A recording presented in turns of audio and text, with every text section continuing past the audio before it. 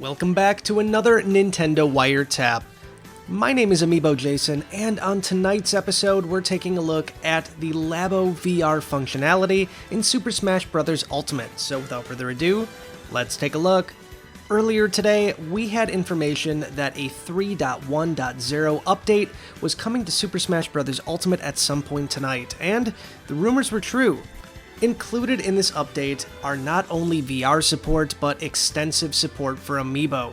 Now, earlier today we recorded a video showcasing the ins and outs of the Amiibo functionality for this update, so if you want to take a look at that, I have a link to that in the description down below. But let's talk about the VR support.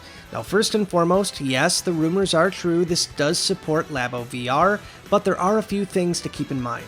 The VR in this game is a single-player only experience, so if you wanted to play this game online or multiplayer, you cannot do that. It's also cool because you can actually just set up CPU battles and just watch what's going on without really having to worry about playing the game.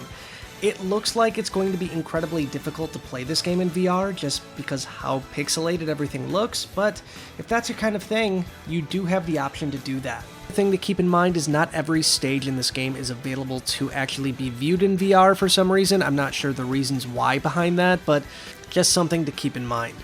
Now, there are some kind of interesting camera controls that you can use in real time in this mode, which are kind of nice, so you can zoom in or zoom out, things like that, and you do have a full range of motion with essentially just moving the goggles around the room. It is pretty pixelated. I mean, this is kind of standard fare at this point with Labo VR, but it's still kind of a neat thing to have around. I did feel myself getting a bit sick even playing it for about 5 or 10 minutes, so I don't think I'm going to be exploring this mode very much, but still, like I said before, it is kind of a nice novelty to have.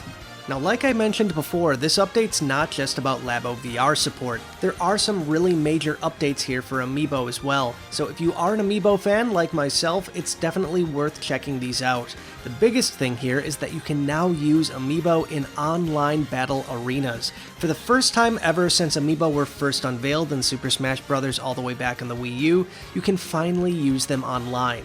This is a godsend for people that I know personally that love to essentially train these things and battle them, so I'm really excited to see where this is going to go. There's also a new option that you can send your Amiibo on a journey through the internet, which should be a fun way to train your Amiibo, especially if you're like me and have just dozens of these things just lying around, so it's really nice to see that Nintendo hasn't forgotten about Amiibo. This is the first major Amiibo update I've seen in a while, so I'm really excited to check it out. But what do you guys think about these updates, the VR, the Amiibo support?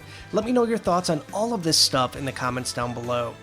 And that's going to wrap up tonight's Nintendo Wiretap. I'll see you soon with yet another episode, but as always, until then, stay wired in. Bye, guys.